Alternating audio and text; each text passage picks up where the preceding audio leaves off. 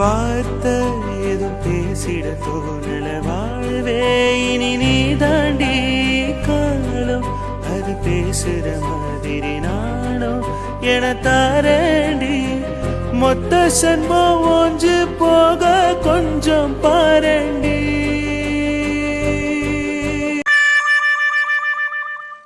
சொல்லுங்க, நேற்று நைட்டு என் மேலே கோவமா இருந்தீங்க, சரிதான், ஃபோன் எடுக்கல.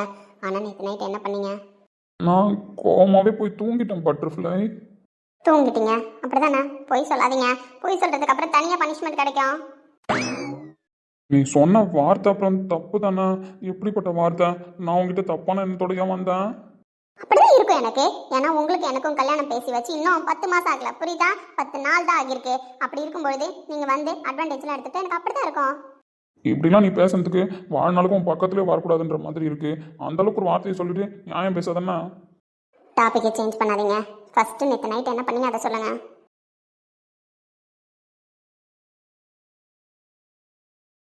ஐயோ அம்மா. சொல்லுங்கன்னு சொன்னேன். சொல்லலான்னு வச்சுக்கோங்களேன், இப்போ விழும் அடி. வைஷு சொன்னாலும் அடி விழும். நான் என்ன பண்றது? தெரியுதுல்ல, அடிக்கிற மாதிரியான விஷயம் தான் தெரியுதுல்ல. எப்படி அப்ப நைட்டு நீங்க முடிவே பண்ணிட்டீங்க, இவ வேணா இவளை கழட்டி விட்டுலான்னு. ஆமாம்மா, காலைல கூட தோற அப்படித்தானே பேசுனீங்க அண்ணன்கிட்டயும் அன்னைக்கிட்டையும். இவன் எனக்கு வேணாம், வீட்டில் போய் சொல்லிட்டு வந்துருங்கன்னு. வாங்க 2 பேரும் எழுந்து போய் சொல்லுவோம். பட்டர்ஃப்ளை தெரியாம சொல்லிட்டேம்மா. அதே மாதிரி நேற்று நைட்டு தெரியாம குடிச்சிட்டேன். நான் எதிர்பார்க்கல, உங்கள்கிட்ட இருந்து எதிர்பார்க்கல. என்னதான் கோவமா பேசினாலும் மிரட்டினாலும் நீங்க இப்படி ஒரு ஆன்சரை சொல்லுவீங்கன்னு நான் எதிர்பார்க்கல. மனசுல ஒரு ஓரத்துல ஒரு நம்பிக்கை இருந்துச்சு, நீங்க இப்படி பண்ணியிருக்க மாட்டீங்கன்னு. ஆனா நீங்க உண்மையாவே குடிச்சீங்கன்றதை கேள்விப்பட்டோன்னே எனக்கு என்ன சொல்றதுன்னே தெரியல. உண்மையாவே குடிச்சிங்களா? பட்டர்ஃப்ளை, உங்களுக்கு எனக்கும் ஃபர்ஸ்ட் மீட்டிங்ல சண்டை ஆரம்பிச்சதே இதனாலதான். நீங்க குடிச்சிங்கன்றதுனாலதான் உங்களை நான் தப்பா பேசினேன், தப்பா புரிஞ்சுக்கிட்டேன். அப்படி இருக்கும்போது திருப்பி அதே தப்பா பண்ணிட்டு வந்திருக்கீங்க. எனக்கு வேற என்ன பண்றதுன்னு தெரியலடி. அந்த மாதிரி ஒரு வார்த்தையை ஒரு பொண்ணு கேட்கும்போது என்ன பண்ண சொல்ற? அப்படி இருந்துச்சு. ஸ்ட்ரெஸ்ஸா மண்டையே வலிச்சுது, கத்தணும் அழுகணும் போல இருந்துச்சு. என்ன பண்ண சொல்ற? அதனால தான் அப்படி பண்ணேன். ஏன் நீங்க யோசிச்சிருக்க கூடாதா? சின்ன பொண்ணு தானே, ஃபர்ஸ்ட் இப்படி பண்ணியிருக்கமே, அவ ஏதோ பேச தெரியாம பேசிட்டான்னு நீங்க யோசிச்சிருக்க கூடாதா? வைஷுமா, அந்த இடத்துல யோசிக்காம விட்டுட்டேன்டி. நீ அந்த மாதிரி சொன்னதுனால நான். உங்களுக்கு தான் வெறுப்பு தலைக்கேறிடுச்சே. குடிச்சிருக்கீங்க, கல்யாணத்தை நிறுத்தலாம்னு யோசிச்சிட்டீங்க. வயசு உங்களுக்கு தேவையில்லைன்னு தானே முடிவு பண்ணிட்டீங்க. வைஷு இப்போ கூட மார்னிங் அப்படிதான் வந்தீங்க, என்கிட்ட பேசிட்டு என்னை திட்டிட்டு கிளம்பலான்ட்டு. நானா உட்கார வச்சு இப்போ உங்கள்கிட்ட பேசி விளக்கம் கொடுத்துட்டு இருக்கேன், உங்களுக்கு புரிய வச்சுக்கிட்டு இருக்கேன். நீங்க தான் எனக்கு புரிய வைக்கணும் நடந்த பிரச்சனைக்கு. அதை விட்டுட்டு நான் உங்களுக்கு புரிய வச்சுக்கிட்டு இருக்கேன். இப்படி ஸ்டார்டிங்கே நான் பேசினே வச்சுப்போம். இப்படி நான் பேசுனதுக்காக குடிக்க போனேன். நீங்க வாழ்க்கை பூரா நம்ம கல்யாணம் பண்ணதுக்கு அப்புறமும் நான் ஏதோ கோவத்தில் பேசுகிறேன், நீங்கள் ஏதோ கோவத்தில் பேசுகிறீங்க அப்படின்னா குடிக்க தான் போவீங்களா? கல்யாணத்துக்கு அப்புறம்லாம் எப்படி போவேன்? உங்ககிட்ட பேசுவேன், உன்னை சமாதானம் பண்ணுவேன், அப்படி இருப்பேன். பிரச்சனை இருக்காது. அப்போ இப்போ நீங்கள் என்ன பொண்டாட்டியா நினைக்கல, அதனால தான் யாரோ ஒருத்தி பேசினா அப்படின்னு குடிக்க போயிருக்கீங்க, அப்படித்தானே? ஆமாம் ஆமாம், பொண்டாட்டியா நினைக்கல தான், அதனால தானே கல்யாணத்தை நிறுத்த போனீங்க. பொண்டாட்டியா நினச்சிருந்தா எப்படி கல்யாணத்தை நிறுத்த போயிருப்பீங்க? ஒருவேளை சாரு கல்யாணம் ஆயிருந்தா டைவர்ஸ் பண்ணலான்னு போயிருப்பாரோ? ஏய் அப்படிலாம் இல்லை. ஆமா, நான் வேணும்னே பேசுனதாவே இருக்கட்டும். கல்யாணத்துக்கு முன்னாடி பேசுனதுனால தான் கல்யாணத்தை நிறுத்தத்துக்கு போயிட்டீங்க. கல்யாணத்துக்கு அப்புறம் நான் ஏதாவது பேசிட்டேன் கோவத்தில் அப்படின்னா என்ன டைவர்ஸ் பண்ண போவீங்களா? அப்படிலாம் இல்லை. வேற எப்படின்னு கேட்குறேன். வேற எப்படி? நீ அழாத. அதான் அழ வச்சிட்டீங்களே, புரிய வச்சிட்டீங்களே. ஏதாவது பேசினா இதுக்கப்புறம் நான் குடிப்பான்ற அளவுக்கு என்ன புரிய வச்சிட்டீங்களே. நீங்கள் குடிச்சு வீணா போகிறதுக்கு நான் காரணமாக இருக்க போகிறேன்னு எனக்கு புரிய வச்சிட்டீங்களே. சொல்லுங்களேன், இதுக்கு முன்னாடி நீங்கள் குடிச்சிங்க, எப்படியோ பண்ணீங்க, சரி எல்லாத்தையும் மாற்றி எல்லாரும் வச்சிட்டாங்க. இப்போ திரும்ப குடிக்க ஆரம்பிச்சிடுறீங்க, என்னால் தான் குடிக்க ஆரம்பிச்சிடுறீங்க. அப்போ கல்யாணம் ஆனதுக்கு அப்புறமும் கல்யாணத்துக்கு முன்னாடியும் நீங்கள் குடிச்சிங்க அப்படின்னா இப்போ என் பேர் தானே வெளில வரும். அப்போ என்ன எல்லாரும் கேவலமாக பேசணும், அதனால் உங்களுக்கு சந்தோஷம். இப்படிப்பட்ட வாழ்க்கையை தான் எனக்கு நீங்கள் தர போகிறீங்க, அப்படி தானே? வைஷு இதுக்கப்புறம் சத்தியமாக குடிக்க மாட்டேன்டி. நீ ஏன் என் மேலே கோவப்பட்டாலும் அடித்தாலும் சரி, உனக்கு புரிய வைக்க தான் ட்ரை பண்ணுவேன். அதே மாதிரி நானும் தேவையில்லாமல் உன் பர்மிஷன் இல்லாமல் எதுவும் பண்ண மாட்டேன். ப்ளீஸ் டி புரிஞ்சுக்கோ ஒரு டைமு. வைஷுமா, என்ன பண்ணால் சமாதானமாவடி? மன்னிப்பு கேளுங்க. மன்னிச்சுட்டுடி. இப்படி மன்னிப்பு கேட்கக்கூடாதுண்ணா, முட்டி போட்டு மன்னிப்பு கேளுங்க. முட்டி போடுங்க. சாரி. இதுக்கப்புறம் இப்படி பண்ணுவீங்களா? பண்ண மாட்டேன். இதுக்கப்புறம் நான் கோவப்பட்டா என்ன பண்ணுவீங்க? சமாதானப்படுத்துவேன். எனக்கு புரியாம இல்லை என்ன அறியாம ஏதாவது தப்பா பேசிட்டாலோ பண்ணிட்டாலோ என்ன பண்ணுவீங்க? தப்புன்னு உனக்கு எடுத்து சொல்லுவேன். தேவையில்லாம உன் கிட்ட வரமாட்டேன், உன் சம்மதம் இல்லாமல் உன்னை எதுவும் பண்ண மாட்டேன். நீ சொன்ன மாதிரி காதலிக்கிற பொண்ணாக இருந்தாலும் சரி, கட்டின பொண்டாட்டியாக இருந்தாலும் சரி, அவள் பர்மிஷன் இல்லாமல் அட்வான்டேஜ் எடுத்துக்க கூடாது. என்ன மன்னிச்சுடுடி. வாழும் நாளெல்லாம் நீ காணும் தூரத்தில் வாழ்வேனே, நான் வாழ்வேனே. காற்று பூ பூக்கும் உன் வாசம் நான் வாங்கி சேர்ப்பேனே, நான் சேர்ப்பேனே.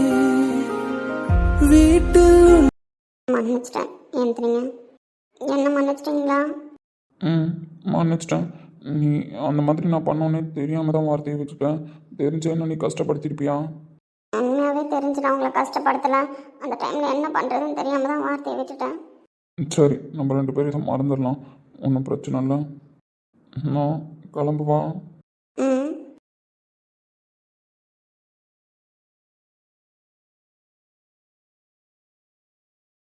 நம்ம சொல்கிற எல்லாத்தையும் பொறுமையாக கேட்குறாரு. தேவையில்லாமல் நம்ம தான் தப்பாக புரிஞ்சுக்கிட்டு பேசிட்டோம். அவர் சொல்கிற மாதிரி நம்ம பேசின வார்த்தை ரொம்ப ரொம்ப தப்பு தான். அவங்க அப்பா கேரக்டர் மட்டும் வச்சு அவர் கேரக்டர் நம்ம முடிவு பண்ணியிருக்க கூடாதுல்ல. அவர் நம்ம மேலே இவ்வளோ நாளாக காதலாக பேசின எல்லாத்தையும் அவங்க அப்பா கேரக்டரையும் ஒரு கேரக்டரையும் போட்டு மிங்கிள் பண்ணிக்கிட்டு மிஸ் பண்ணிட்டோம். மனசே கஷ்டமாக இருக்குது. இப்போ என்ன பண்ணுறது? பட்டர்ஃப்ளை, நீ பார்த்து கிளம்புறியா? நானும் கிளம்புறேன். ஒரு நிமிஷம். ஃபேஸ்லாம் ஒரு மாதிரியாக இருக்கு. இரு, நான் தொடச்சி விட்டுறேன். இல்லை வேணாம். என்னன்னு சொன்னேன், நான் துடைப்பேன். வீட்டில் உன் பின்னே வாலாட்டும் உன் மௌனம் ஆவேனே, நான் ஆவேனே. நீயே நீ என்று ஓர் வாழ்க்கை நான் வாழ்ந்து போவேனே, நான் போவேனே. ஏன் என்ன ஒரு மாதிரியாகவே இருக்கீங்க? இல்லை, ஒன்றும் இல்லை. கிளம்புறேன். கிளம்புறேன்னு சொல்லிக்கிட்டே இருக்காரு. எப்படி சமாதானப்படுத்துறது? நம்மளும் ஓவராக தான் பண்ணிட்டோம்ல. இப்படியே போனால் எனக்கு மனசு கஷ்டமாக இருக்கும். ஸ்மைல் பண்ணிட்டு போங்க. ஸ்மைல் பண்ண வரல.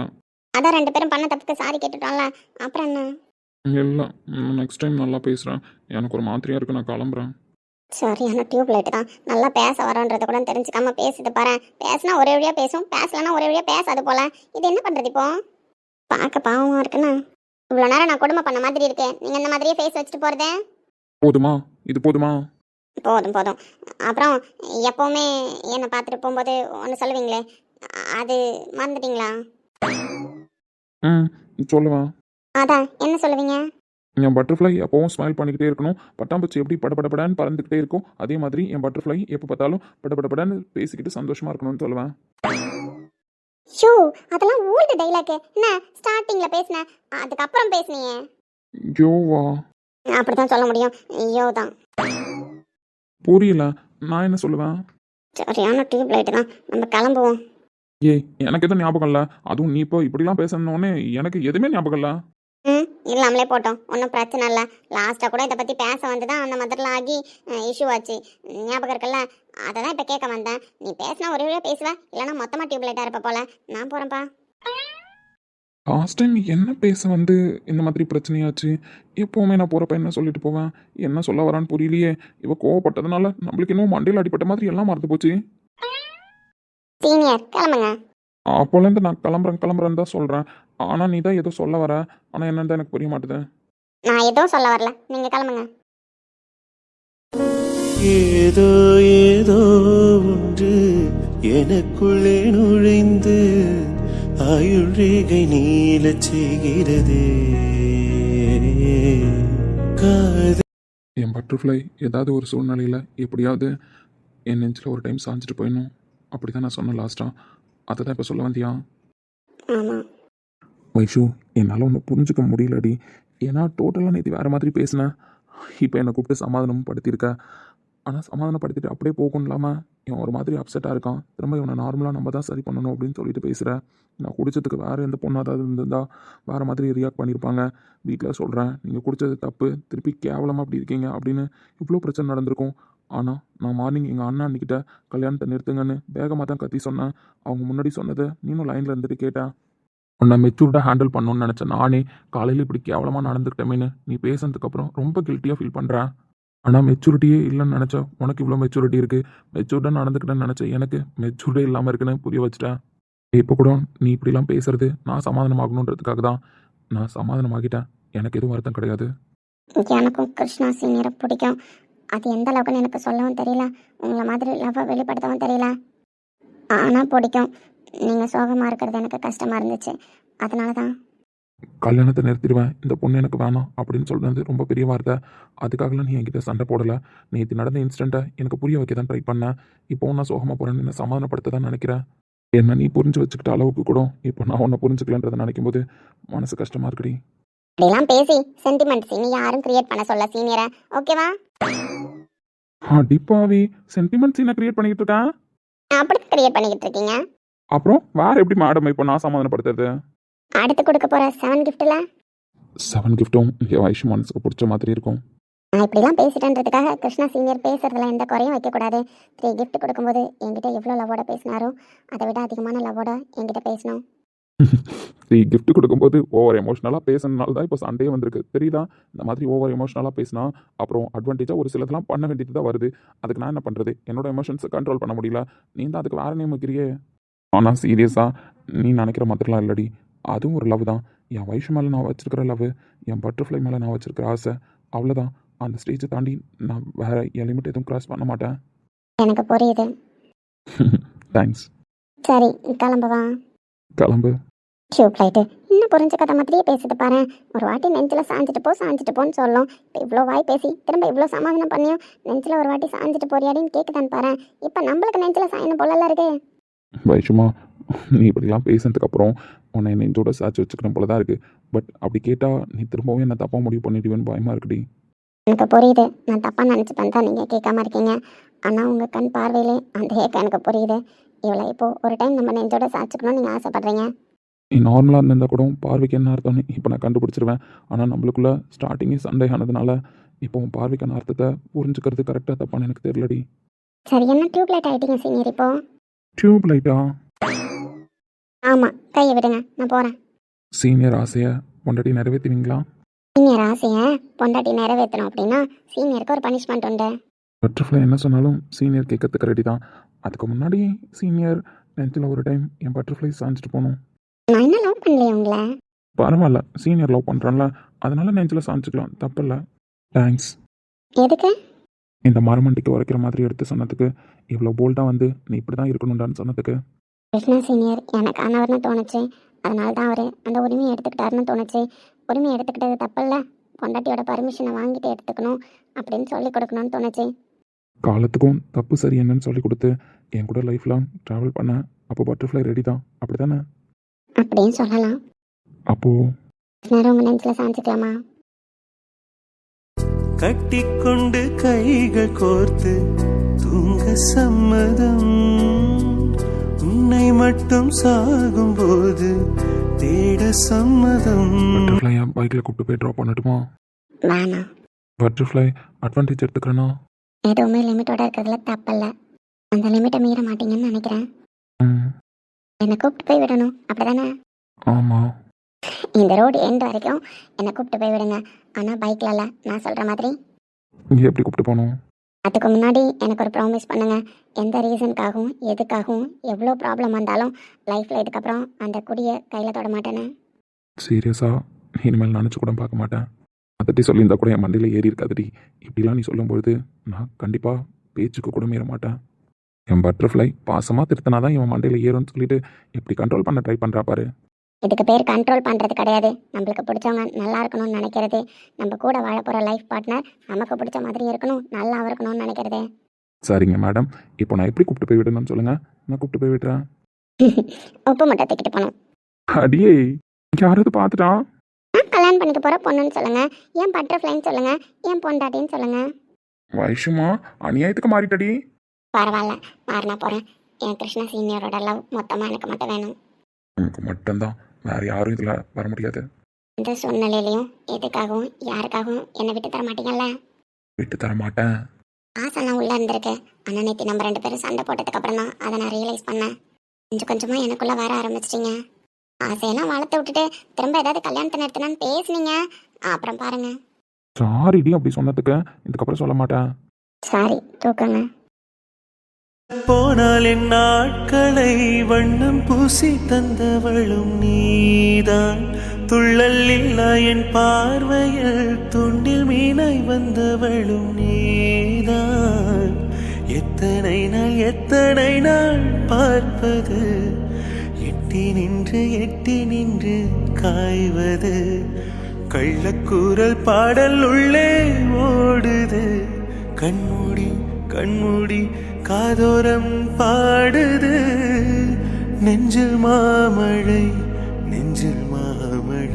தந்து வானம் கொத்தாட. அக்கா இப்பதான் ஃபுல்ஃபில்லா இருக்கு. வசந்த் டாக்டர் எப்பவுமே அமைதியா இருப்பாரு. நானும் ஹாஸ்பிட்டல்ல ஜாயின் பண்ண காலத்துலேருந்து இவருக்கு சிரிக்க தெரியுமா பேச தெரியுமான்றதே தெரியாத அளவுக்கு இருந்தேன். பேஷண்ட்ட பேசுவாரு, ட்ரீட்மெண்ட் பண்ணுவாரு, அது மட்டும்தான் எனக்கும் தெரியும். ஆனா இவருக்குள்ள ஒரு காதல் காலேஜ் படிக்கிற காலத்துலேருந்து இருந்திருக்கு. காலேஜ் படிக்கும்போது அவ்வளோ அட்டகாசம் பண்ணியிருக்காருன்றதே ஸ்ரீநிதி டாக்டர் அவங்க ஃப்ரெண்ட்ஸு எல்லாரும் வந்ததுக்கு அப்புறம் தான் தெரியுது. ஸ்ரீநிதி, அந்த 2 பேஷண்ட் எதுவும் ப்ராப்ளம் இல்லையே? நார்மல் வார்டுக்கு மாற்றிடலாம்ல? ப்ராப்ளம்லாம் எதுவும் இல்லை வசந்த், செக் பண்ணிட்டேன். நார்மல் வார்டுக்கு ஷிஃப்ட் பண்ணிடலாம். ட்ரைனிங் டாக்டர்ஸ்லாம் ஓகேவா? ஓகே தான்டா, பட் இருந்தாலும் எமர்ஜென்சிக்கு நம்ம யாராவது ஒருத்தவங்க மாறி நைட் ஷிஃப்ட் பார்க்குற மாதிரி தான் இருக்கும். பசங்களை மட்டும் விட்டுட்டு போகிறது இதுக்கப்புறம் கரெக்டாக இருக்காதுன்னு நினைக்கிறேன். ஏன்னா ஒரு சில டைம் எமர்ஜென்சி கேஸ் பார்க்கும்போது திணறிடுறாங்க. அதெல்லாம் ஒன்றும் பிரச்சனை இல்லை. அதான் நேற்று நைட்டு கூட சரவணனும் அஜயும் நாங்கள் பார்த்துக்குறோம் அப்படின்ட்டு வந்தானுங்க. இப்போ வீட்டுக்கு கிளம்பிட்டானுங்களா? இப்போ தான் 2 பேரும் கிளம்புனாங்க. ஒரு 10 மினிட்ஸ் இருக்கும். வசந்த் டாக்டர் சொல்லுங்கள் வின்சி. நாங்களே எங்கள் டாக்டர் ரொம்ப கண்ணு வச்சிட்டோம். வீட்டுக்கு போனோடனே அப்பா அம்மா கிட்ட சொல்லி உங்கள் 2 பேருக்கு சுற்றி போட சொல்லுங்க. ஆமா, எங்க வசந்த் டாக்டருக்கு சிரிக்க தெரியுமா பேச தெரியுமான்றதே தெரியாம இருந்தது. இவ்வளவு துருத்துருன்னு இருப்பாரு. காலேஜ் டேஸ்லயே அவருக்கு இப்படி ஒரு லவ் இருந்திருக்கு, இப்படிப்பட்ட ஃப்ரெண்ட்ஸ்லாம் இருந்திருக்காங்கன்றதே எங்களுக்கு இப்பதான் தெரியுது. அதுவும் ஸ்ரீநிதி மேடம் கூட உங்களை பார்க்கும்போது ரொம்ப சந்தோஷமா இருக்கு. வின்சி, நான் அட்டகாசம் பண்ணுறதை தாண்டி பக்கத்தில் நிற்கிறாங்க பாருங்க ஸ்ரீநிதி டாக்டர். அவங்க என்னை விட பயங்கரமான அட்டகாசம் பண்ணுவாங்க. பார்க்கறதுக்கு தான் நார்மலாக இருக்காங்க, பட் ரவுடிஸ் எல்லாம் பயங்கரமாக இருக்கும். அது இப்போ நாங்க ஒரு 4 டேஸா உணர்ந்துட்டு தான் இருக்கோம் டாக்டர். பேஷண்ட் கிட்ட அவங்க பேசுற எனர்ஜிலே பாதி பேஷண்ட் சரியாயிடுறாங்க. அந்த அளவுக்கு எனர்ஜியா இருக்காங்க. என்னையும் என் ஹஸ்பண்டையும் கண்ணு வைக்காதீங்கன்னு. நாங்க நிறையவே கண்ணு வச்சிட்டோம். வீட்டுக்கு போனோடனே சுத்தி போட சொல்லுங்க உங்களுக்கு உங்க ஹஸ்பண்டுக்கும். இப்போவும் எங்க டாக்டரை சந்தோஷமா பாத்துக்கோங்க. இதுக்கப்புறம் எங்க டாக்டரை பிரிஞ்சிருக்கணும்னு யோசிக்காதீங்க. ஏன்னா அவரும் அவர் குடும்பமும் இந்த ஊருக்கும் சரி எங்க எல்லாருக்கும் சரி அவ்வளோ நல்லது பண்ணிக்கிட்டு இருக்காங்க. அதனால எங்க டாக்டர் எப்பவும் சந்தோஷமா இருக்கணும், அதை நாங்க பார்க்கணும். கவலைப்படாதீங்க, உங்க டாக்டர் குடும்பத்தை கண் கலங்காம பாத்துக்கிறேன். போதுங்களா? ஓகேங்க டாக்டர். சரி ஓகே, நீ ஃப்ரீயா? இதாண்டி. சரி அப்போ வா. வைஷு எப்படி நான் சொன்ன மாதிரி கரெக்டா பண்ணல? அதெல்லாம் பண்ணிட்டா, நீ மறந்துட்டாரு. இதுக்கப்புறம் அந்த மாதிரிலாம் எதுவும் பழக்கம் வச்சுக்க மாட்டாருன்னு தான் நினைக்கிறேன். அதுக்கும் சேர்த்து தான் பேசியிருக்கேன். 2 அடி போட்டியா? ஃபர்ஸ்ட் டைம் இல்லை, நீ அடிக்க வரல, மறந்ததோட சரி. டிக்க சொல்லி கொடுத்தாளா? என்ன வைஷு, இதுக்கு தான் சொன்னேன் அண்ணி லைன்ல இருக்க பேசுன்னு. நீங்க லைன்ல இருந்தா நான் எப்படியாவது என் மூஞ்சில காட்டி கொடுத்துருவேன். நீ வேணா நானே பேசிக்கிறேன் அப்படின்னு சொன்னேன். நான் மட்டும் லைன்ல இருந்தேன்னா செவில நோக்கி சொல்லியிருப்பேன். அடுத்த வாட்டி சுத்தமா அந்த சைடே போயிருக்க மாட்டான். அண்ணி எங்க அண்ணன் உங்கள்கிட்ட அடிலாம் வாங்கியிருக்காப்போ உண்மையா தானா? உங்க அண்ணன் என்கிட்ட வாங்காத அடியே கிடையாது. தப்புன்னு பண்ணிட்டாரு அப்படின்னா கண்டிப்பா வாங்குவாரு.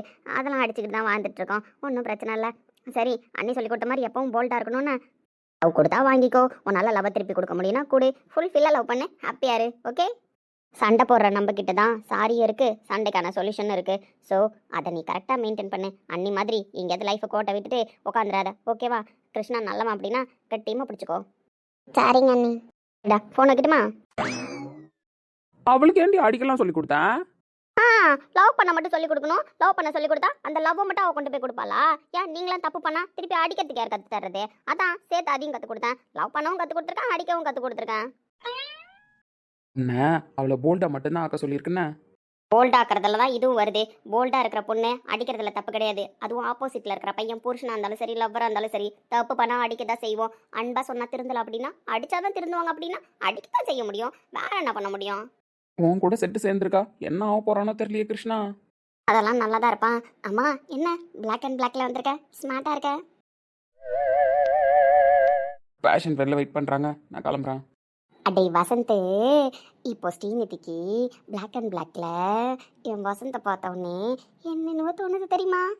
ஒழுங்கு மரியாதையாக இருந்துக்கோ சொல்லிட்டேன். ஒழுங்கு மரியாதையாக இருந்துக்கோ. அன்னைக்கு நைட் ரைடு போகும்போது இருட்டில் யாருமே இல்லை. அப்போ கிஸ்கூட நின்னும் போது எப்படி வைக்கப்பட்ட, அவ்வளோ வைக்கப்பட்ட, அதெல்லாம் வேணாம் அப்படின்னா இப்போ என்னடி ஹாஸ்பிட்டலில் இவ்வளோ பேர் இருக்காங்க, யாராவது திடீர்னு ரூமுக்கு வந்தால் கூட என்ன நினைப்பாங்க? இப்போ எப்படி உனக்கு லவ் மூடு வருதே? டேய் அன்னைக்குமே நான் நான் வெக்கப்படலடா, வெக்கப்பட ட்ரை தான் பண்ணேன். ட்ரை பண்ணியா? ஆமாண்டா, அப்பதானே உனக்கு கிக்கா இருக்கும். ஒரு பையன் ஒரு பொண்ணுக்கு முத்தம் கொடுக்கும்போது வெக்கப்பட தான் முடியும். வெக்கப்பட்டதானே உனக்கு ஒரு ஃபுல்ஃபில்லா இருக்கும். ஐயோ என்னடா இவ வெக்கப்படுறாளேன்னு நீயே வந்து அப்ரோச் பண்ணுவ. அதான் உன்னை ஃபுல்ஃபில் பண்ணணும்ல, அதனால வெக்கப்பட்டேன். ஆனா எனக்கு வசந்த், இந்த மாதிரி ஆள் இல்லாத இடத்துல தனியா ரூம்ல இந்த மாதிரிலாம் எனக்கு ஒரு லவ் முடிய வர மாட்டேதுரா. இந்த மாதிரி 10 பேர் நம்மளை சுத்தி இருக்கும்போது தெரியாம என் வசந்த கிஸ் பண்றதுல தான் ஒரு தனி கிக்கே இருக்கு. அந்த பாய்ஸ் ஹாஸ்டல்ல வந்து கிக் பண்றது, மாடியில இருந்து எகிரி குதிச்சு வந்து கிஸ் பண்றது, இதெல்லாம் தான்டா கிக்கா இருக்கு. அதனால எனக்கு இப்போதான் கிக்கா இருக்கும். நான் கிஸ் பண்ணிக்கவா? கறி மாதிரி பேசாதானே, நான் போறேன். அப்படிலாம் சொல்லக்கூடாது. போடி, நான் வந்தேன். நான் எப்படி நீ கிஸ் பண்ணும்போது பொண்ணா காரணமா வெக்கப்பட்டனோ, அதே மாதிரி இப்போ நான் கிஸ் பண்ணும்போது நீ பையனா காரணமா வெக்கப்படுறா. அப்பதானே எனக்கு ஃபுல்ஃபில்லா இருக்கும். போடி பைத்தியக்காரி. I need kiss. ஓகே, மார்னிங்லேருந்து பேஷண்ட்லாம் பார்த்து எனர்ஜியே இல்லைடா. அதனால கொஞ்சம் எனர்ஜி ஏற்றிக்கிறேன். முடியாது. அப்படிதான் சொல்லணும். இன்னும் 2 டைம் சொல்லு. முடியாதுன்னு. அப்பதான் கரெக்டாக இருக்கும். அட்மினே கிஸ் பண்ண போறேன்ற காமெடி மியூசிக் போட்டுக்கிட்டு இருக்கேன். ரொமான்ஸ் சாங் போடுமா? வேணா அட்மினே, சாங்க ஸ்டாப் பண்ணு. அட்மின் மட்டும் போடல, அவ்வளோதான். ஸ்ரீநிதி கொந்தளிச்சிருவா. போடுமா சாங்க?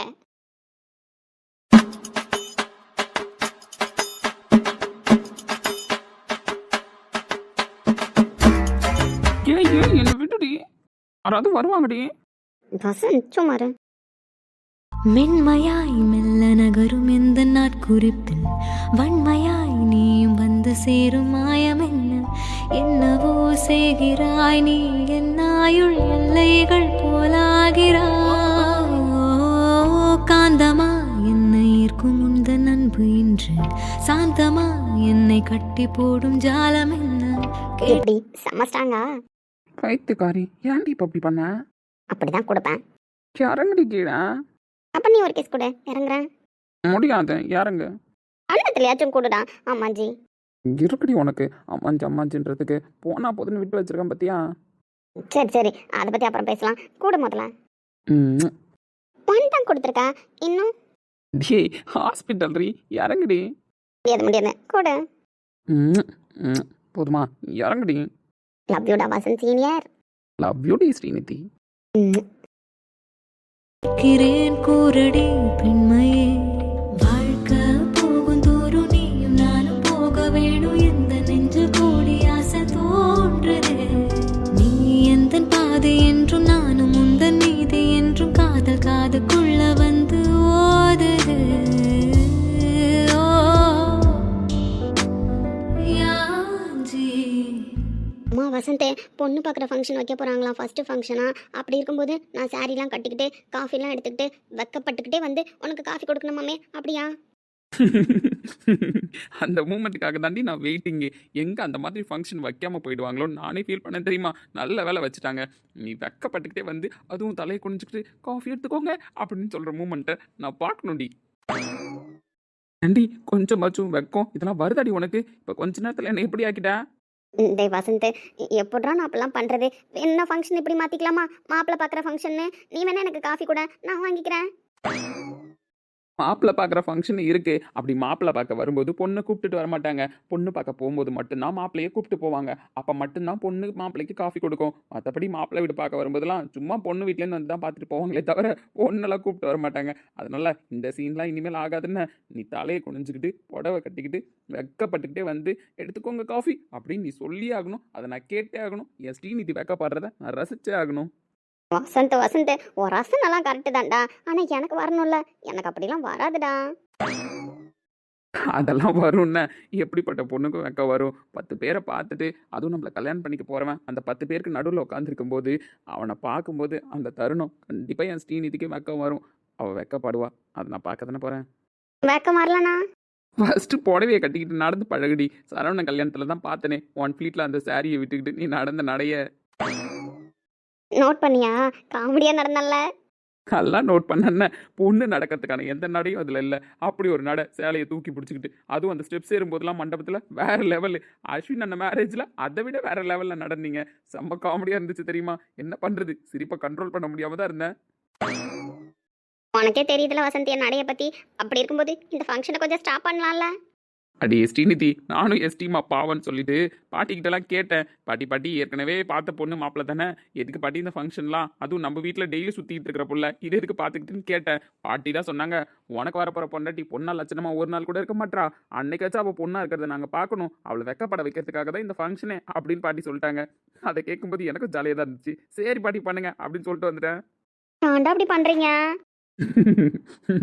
அப்படிதான் பண்ணுவோன்னு என் ஸ்டீமா வெக்கப்படணும்டி. எனக்கும் ஆசை இருக்கும்ல என் ஸ்டீமாவை வெக்கப்பட்டு புடவை கட்டிக்கிட்டு பார்க்கணுன்னு. நான் புடவை கட்டி தான் நீ பார்த்துருக்கல்லடா. ஆனால் வெக்கப்பட்டு சரியா பார்த்தது இல்லையே. கிஸ் கொடுக்கும்போது அப்படியே தலையை குனிவேன், அதோட சரி. பட் வெக்கம்ன்றது வேறடி. அன்னைக்கு வரும், அன்னைக்கு நான் முழுசா பார்க்கணும் என் ஸ்ரீநிதியா. அதுக்கு வெக்க வர்ற மாதிரி வசந்த் ஏதாவது பண்ணியிருந்துருக்கணும். அப்போதான் இவ்வளோ நல்ல வெக்க வர்றதெல்லாம் பார்த்துருப்பாரு. லவ் சொல்லி 4 வருஷம் பிரிஞ்சிருந்தோம், 4 வருஷம் சேர்ந்துருந்தோம். இந்த 8 வருஷத்தில் நீயா வந்து எனக்கு கிஸ் கொடுத்தது எண்ணி பார்த்தாலே கவுண்ட் பண்ணுற அளவுக்கு தான் இருக்கும். நானாச்சும் உனக்கு அப்பப்போ கொடுத்துருக்கேன். அப்படிலாம் ஏதாவது பண்ண தான் வந்திருக்கோம். நீ நிற்க வச்சு வேடிக்கை பார்த்துட்டே இருக்கியே. அப்படி இருக்கும்போது ஏன் வெக்கத்தெல்லாம் நீ எங்கே பார்ப்ப? அடி பாவி, அப்போ எனக்கு லவ் பண்ண தெரிலன்றியா? லவ் பண்ணுறதுனா ஐ லவ் யூன்னு சொன்னதோட சரி. அதுக்கப்புறம் படின்னு டார்ச்சல் தான் பண்ணேன். நானும் அப்ரோச் பண்ணி ஒரு வாட்டி கிஸ் கொடுத்தேன். அதுக்கப்புறம் நீ அப்ரோச் பண்ணி ஒரு 3 டைம்ஸ் கிஸ் கொடுத்தேன். அவ்வளோதான். ரொமான்ஸுன்றது வேற, காதலோட பேசுறதுன்றது வேற. அதில் எங்கே வருது உனக்கு சொல்லு பார்க்கும்? அடி பாவி, என்னடி இப்படி கழுவி ஊத்துற? எனக்கும் வெக்கலாம் வரும். இதுக்கு ஃபஸ்ட்டு நீ ஒழுங்கா லவ் பண்ணுடா, ரொமான்ஸ் பண்ணு, புரியுதா? ரொமான்ஸ் பண்ணும்போது தானா வெக்கம் வரும்னு ஃபஸ்ட்டு நீ போய் ரொமான்ஸை கற்றுட்டு வா. அப்புறமா நான் வெக்கப்பட கற்றுக்கிட்டு வரேன். வந்துட்டான் பெருசாக பேசுறதுக்கு. ஏய், லவ் பண்ணும்போது படிக்கட்டுமே விட்டு வச்சிருந்தேன். அதுக்கப்புறம் சண்டை போட்டோம், நம்ம சேர்றதுக்கான வாய்ப்பு வரல, அதனால விட்டு வச்சிருந்தேன். அதுக்குன்னு ஒருத்தனுக்கு ரொமான்ஸ் வராது முடிவு பண்ணிட்டியா? ஆமாம், ரொமான்ஸ் பண்ணி தான் நான் பார்த்தது இல்லையே. எனக்கு என்னவோ டவுட்டாக தான் இருக்குது. எனக்கு எப்படி வெக்கம் வரும்ன்றது உனக்கு டவுட்டாக இருக்கோ, அதே மாதிரி உனக்கு ரொமான்ஸ் வருமானது எனக்கு டவுட்டாக தான் இருக்குது. வேணா ஸ்ரீநிதி, வெறுப்பேத்தி பார்க்காத. அப்படி தான் வெறுப்பேற்றுவேன். உனக்கு இருக்கடி ஒரு நாள். I am waiting. சரி தங்கம், நான் போயிட்டு வரேன்னு. என்ன மச்சான், என்ன சொல்லிட்டு போதும் ஆளு? மச்சான், எனக்கு ரொமான்ஸே வராதுன்னு சொல்லிட்டு போறாடா. என்ன பார்த்தா அப்படியே தெரியுது. ஓ ஆளாச்சும் பரவாயில்ல, உன்னை பார்த்து ரொமான்ஸ் வராதுன்னு தான் சொல்லிட்டு போகுது. யாழ் என்ன பார்த்து உனக்குலாம் லவ்வே பண்ண தெரியலன்னு சொல்லுது. என்ன பண்ணுறதுடா? ஆமாம் மச்சான், ரொமான்ஸ் எப்படா பண்ணுறது, அதுவும் அவளை இம்ப்ரெஸ் பண்ணுற மாதிரி. ஏன்டா அது தெரிஞ்ச நான் ஏன்டா இப்படி புலம்ப போகிறேன்? 8 வருஷமா லவ் பண்ணுற உனக்கே ரொமான்ஸ் வரல அப்படின்னா நேற்று லவ் பண்ண ஸ்டார்ட் பண்ண எனக்கு எப்படி மச்சான் ரொமான்ஸ் வரும்? யாருக்கிட்ட லவ் சொல்லவே 6 வருஷம் வெயிட் பண்ணியிருந்திருக்கேன். ரொமான்ஸ்லாம் நான் எப்படி பண்ணுறதுன்னு எனக்கு ஐடியா இல்லை மச்சான். என்ன பண்ணலாம்? நம்மளாம் டாக்டர்ஸ் இல்லை மச்சான். டேய், நீ சொல்கிற ரொமான்ஸ் வேற. அந்த ரொமான்ஸ் எல்லாருக்குமே தெரியும். நம்ம ஒன்றும் பச்சை புள்ள இல்லைன்னு அதெல்லாம் நம்மளுக்கு நல்லாவே தெரியும். உன் ஆளு யாழ் எதிர்பார்க்கறது வேற ரொமான்ஸு. லவ்வோடு பேசணும் அப்படின்னு. அந்த லவ்வோடு பேசுறது தான் எப்படின்னு தெரில. எப்படி கற்றுக்கலாம்? ஆனால் லவ்வே என்னன்னு தெரியாது இந்த அன்பழகிக்கலாம். இந்த சரவண லவ் வர வச்சிட்டான் மச்சான். பேசியே கரெக்ட் பண்ணிடுறான்டா. அந்த பிள்ளையெல்லாம் பேசி கரெக்ட் பண்ணி அவனும் அடுத்தடுத்த லெவலுக்கு போவான்னு நான் எதிரே பார்க்கல. பேசாமல் அவன்கிட்ட போய் கிளாஸ் கேட்போமா? ஆமாம், சரவணன்ட்ட கேட்டால் தான் கரெக்டாக இருக்கும். ஏன்னா அஜய் கிட்ட கேட்டால் அவன் டீப் ரொமான்ஸுக்கு போயிடுவான். ஏன்னா ஒரு புள்ள பெற்றுனால அதனால நம்மளுக்கு வேற மாதிரி சொல்லி கொடுத்து அடி வாங்க வச்சிருவான். அதனால நம்ம அவன்கிட்ட கிளாஸ்க்கு போவானா? சரவணன்ட்டே போவான்னு அவன் தான் ஸ்டார்டிங் லெவலில் இருக்கான். ஏன் மச்சான், அப்போ நம்மளுக்குலாம் காதல் ரசனையோட பேச தெரியாதா? உண்மைதானா? அப்படிதான் சொல்லுது ஆளும். ஆளும் ஒன்று அப்படிதான் சொல்லியிருக்கு. அப்போ நம்மளாம் காமெடி பண்ணுறதுக்கு மட்டும்தான் லாக்கியாடா? இல்லை, எனக்கு ரொமான்ஸும் வரும்னா நான் எப்படி அவளை பேசியே வெக்கப்பட வைக்கிறேன்னு பாரேன். மச்சான் கற்றுக்கும் போது அது எந்த புக்கில் இருக்குன்னு எனக்கும் சொல்லுடா, படித்து தெரிஞ்சுக்கிறேன். வெக்கமா இல்லை? உனக்கும் இல்லைல்ல, அப்புறம் நான் என்ன கேட்குறேன்? எனக்கும் இல்லை. ஏன் மச்சான், அப்போ கிஸ் பண்ணுறதெல்லாம் ரொமான்ஸில் வராதா? அதெல்லாம் ரொமான்ஸ் கிடையாதான். அப்புறம் அது யாழ் என்ன சொல்லுச்சு, காதல் உணர்வோட பேசியே ரொமான்ஸ் பண்ணுறான். அதுக்கு ஏதோ சொன்னா மச்சான், எனக்கு அப்போ கூட விளங்கல. நான் விளங்கலன்ட்டு அவள்கிட்டையும் கேட்டேன், நீ இதுக்கு ஏதாவது புக்கு வச்சிருக்கியாமா சொல்லு, படிக்கிறேன் அப்படின்னு சொல்லிட்டு. அதுக்காக நீலாம் படிக்கிறதுக்கு மட்டும்தான் லாக்கி, கிளம்புறேன்னு சொல்லி தொட்டி விட்டா மச்சான். படிப்ஸ் பண்ணாட, எதுக்குடா புக்கெலாம் கேட்டு திட்டு வாங்கினா? ஏன்னா அவள் பேசுறது கேட்க நல்லா இருக்கும் மச்சான். அதனால தான் ஏதாவது புக்கில் படிச்சுட்டு வந்துருப்பாளோன்னு கேட்டேன். புக்கெலாம் கேட்காதடா, நம்மளே ஆன்லைனில் சர்ச் பண்ணி ஆர்டர் போட்டு வாங்கிக்கலாம். அவகிட்டே கேட்டு வாங்கி பேசணும்னு வச்சுக்கோயேன். அவள் கொடுத்த புக்கால் தான் நம்மளுக்கு ரொமான்ஸ் வந்துருச்சுன்னுவா. அதனால நம்ம 2 பேரும் ஆன்லைனில் புக்கு தேடுவோன்னு அப்படின்ற இருக்கும் மச்சான். புக்கு தேடுவோம். சரவணன்ட்டெல்லாம் கேட்க வேணான்றியா? ஆமாம், யார்கிட்டையுமே கேட்க வேணாம். நம்ம 2 பேரும் ஆன்லைன்லேயே தேடுவோம். என்னன்னு போட்டு புக் சர்ச் பண்ணுறது? காதல் ரசனையுடன் கண்ணாலே பார்த்து வார்த்தைகளாலே காதல் வர வைப்பது எப்படி, இதற்கு புக் இருக்கிறதா அப்படின்னு கூகுள்கிட்ட கேட்போம். அதுவோ ஒரு ஆன்சர் சொல்லும். அப்படி ஆன்சர் சொல்லிச்சுன்னா அந்த புக்கை தேடுவோம். அப்போ லெட்டர் ஆஃப் ஒன்று என்ன பொழப்பு? நம்ம வாழ்க்கை எதை நோக்கி பயணமா போய்கிட்டு இருக்குன்னே தெரியலையே.